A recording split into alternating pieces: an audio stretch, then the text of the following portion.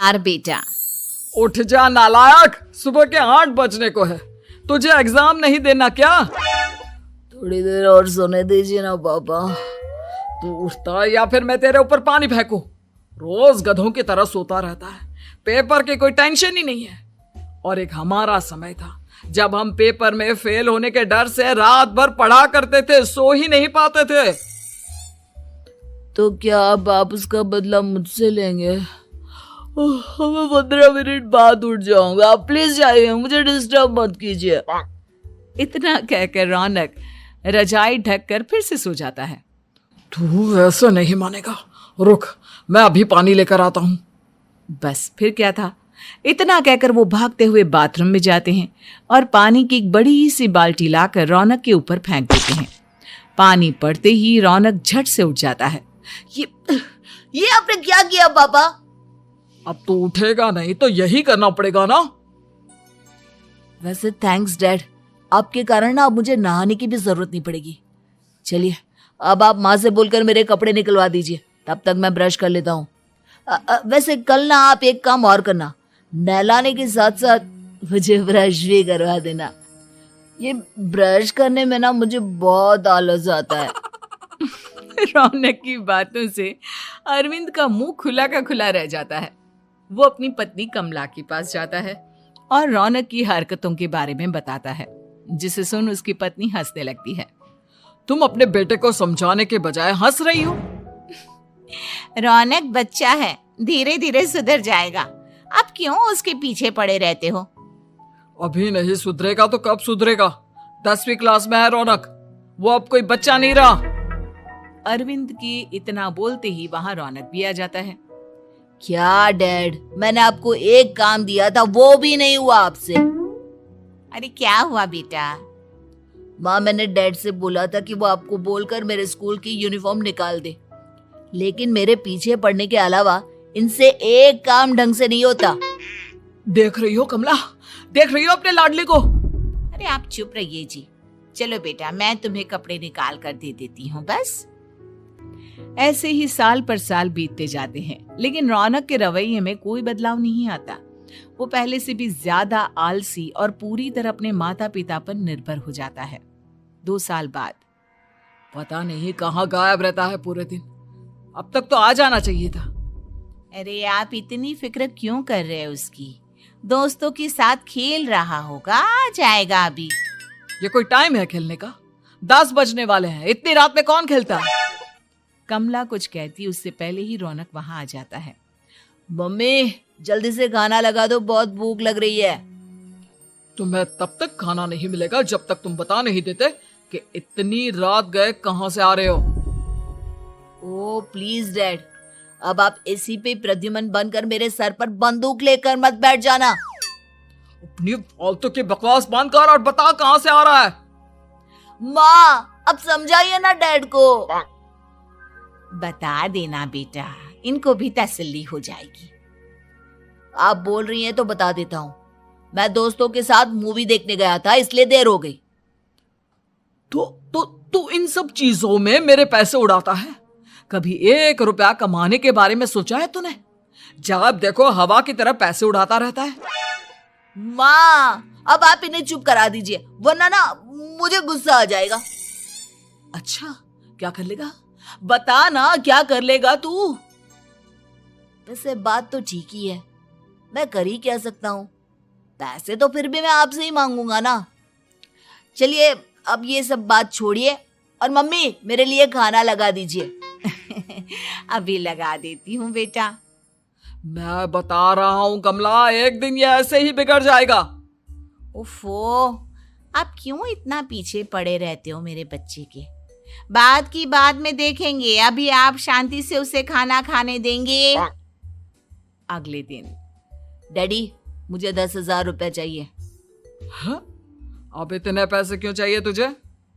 Dad आप बिना सवाल किए कभी पैसे नहीं दे सकते क्या? जब तक तू बताएगा नहीं तुझे पैसे भी नहीं मिलेंगे। अरे अब आप अपने बेटे को पैसे भी नहीं दे सकते? नालायक, तेरी उम्र के लोग नौकरी करते हैं और एक तू है जो नौकरी करने का नाम ही नहीं लेता कभी।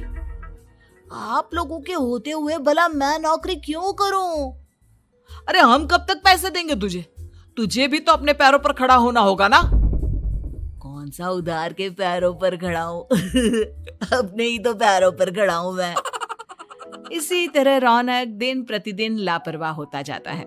उसकी लापरवाही को देखते हुए अरविंद और कमला अपने बेटे की शादी कराने का फैसला लेते हैं और 1 महीने के अंदर अंदर ही रौनक की शादी मेघा नाम की लड़की से करा देते हैं। शादी के कुछ दिन बाद, रौनक, मुझे एक अच्छी सी साड़ी चाहिए, आप ला दोगी ना? हाँ, क्यों नहीं। कितने तक की आती है साड़ी? यही करीब 5,000 तक की। तुम चिंता मत करो, मैं आज ही डैडी से पैसे मांगकर तुम्हारे लिए साड़ी ले आऊंगा। आप कब तक ऐसे ही अपने पापा से पैसे मांगते रहेंगी? कोई अच्छी सी नौकरी क्यों नहीं कर लेते आप? अरे डैड के होते हुए मुझे नौकरी करने की जरूरत ही क्या है? पर आप ऐसे कब तक उनसे पैसे मांगते रहेंगे? कुछ आपको अपने दम पर भी तो करना होगा ना। अब तुम भी बाकी लोगों की तरह मुझे ज्ञान देना शुरू मत कर देना। साड़ी चाहिए ना तुम्हें, मिल जाएगी बस। इतना कहकर रौनक अपने पिता से पैसे मांगने चला जाता है। डैडी, मुझे 5,000 रुपया चाहिए। अब 5,000 क्यों चाहिए तुझे? वो मेघा को साड़ी चाहिए थी। अरविंद आगे बिना कुछ कहे चुपचाप उसे पैसे निकाल कर दे देता है। कुछ दिन बाद, तुम्हें नहीं लगता कमला, रौनक हम पर पहले से भी ज्यादा डिपेंड हो गया है? मुझे तो अब उसके भविष्य की चिंता होने लगी है। कल को हमें कुछ हो गया तो वो क्या करेगा? काश तुमने पहले ये सोच लिया होता तो आज हमारा बेटा इतना लापरवाह नहीं होता। तब मुझे कहाँ पता था कि मेरा लाड प्यार उसे इतना बिगाड़ देगा कि वो इस हद तक लापरवाह बन जाएगा। कोई बात नहीं, अभी भी देर नहीं हुई। मुझे पता है उसे कैसे सुधारा जा सकता है। कैसे? अरविंद कुछ कहता उससे पहले रौनक वहां आ जाता है और पैसों के लिए हाथ फैलाने लगता है। डैड, मैं और मेघा बाहर घूमने जाना चाहते हैं। अरे वाह, ये आज सूरज कहाँ से निकला है? Dad please. अच्छा चलो अब मुद्दे की बात करो। मुझे अब 25,000 चाहिए। अब तुम्हें 1 रुपया भी नहीं मिलने वाला। अगर तुम्हें पैसों की इतनी ही जरूरत है तो कोई ढंग की नौकरी कर लो। मम्मी, आप कुछ कहिए ना डैड को। बेटा, वो गलत क्या बोल रहे हैं? ये सब हम तेरे भले के लिए ही तो कर रहे हैं। मम्मा, मैंने बताया ना आपको, मुझे नहीं करनी कोई जॉब वॉब।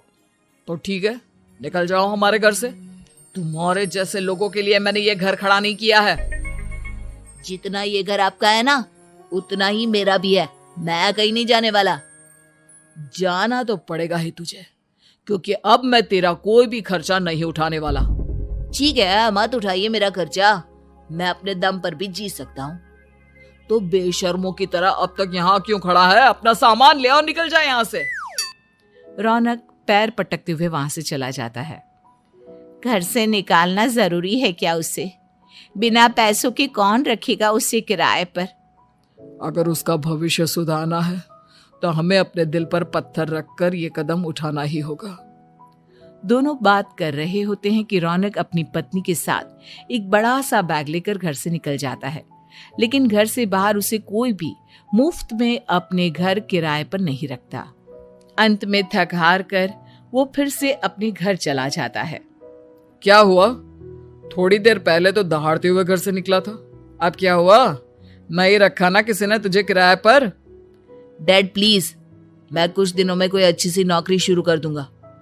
आप तब तक तो हमें रख लीजिए प्लीज। सुबह से रात हो चुकी है लेकिन कोई हमें रखने को राजी नहीं है।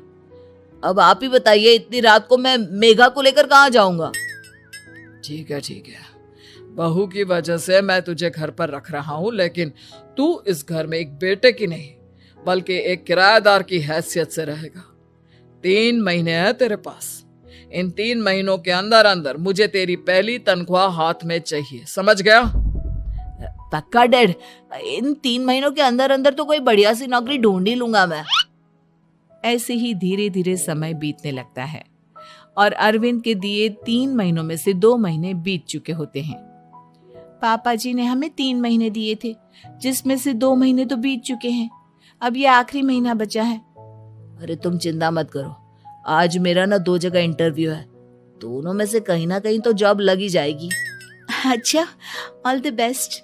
रौनक इंटरव्यू के लिए निकल जाता है, जिसके बाद शाम में रौनक घर आता है। कैसा गया इंटरव्यू? आपकी नौकरी लगी या नहीं? अरे पहले सांस तो ले लेने दो अच्छे से। बताइए ना, मुझसे तो जरा भी इंतजार नहीं हो रहा है। वो दरअसल बात यह है कि मेरी नौकरी तो लग चुकी है, लेकिन पैसे बहुत कम है। कितने पैसे हैं? 15,000। इतने में अरविंद और कमला मिठाई का डिब्बा लेकर आ जाते हैं। बधाई हो बेटा। हम जानते थे तेरी जॉब जरूर लगेगी। लेकिन मेरी सैलरी बहुत कम है मम्मा। कम है तो क्या हुआ, धीरे धीरे बढ़ जाएगी। हाँ बेटा, हम तो बस चाहते थे कि तू अपने पैरों पर खड़ा हो जाए। मतलब अब आप मुझे घर से नहीं निकालेंगे? नहीं, ये सब हमने तुझे जिम्मेदार इंसान बनाने के लिए किया था। Thank you mummy papa. अगर आप दोनों ऐसा नहीं करते तो मुझे कभी अपनी जिम्मेदारियों का एहसास तक नहीं होता। आज आपने मुझे सिखा दिया कि इंसान का अपने पैरों पर खड़ा होना भी जरूरी होता है। इतना कहकर रौनक झट से अपने माता पिता के गले लग जाता है और अपनी कमाई की पहली तनख्वाह वो अपने माता पिता के हाथ में सौंपता है। इस तरह रौनक एक गैर जिम्मेदार व्यक्ति से एक जिम्मेदार व्यक्ति बन जाता है।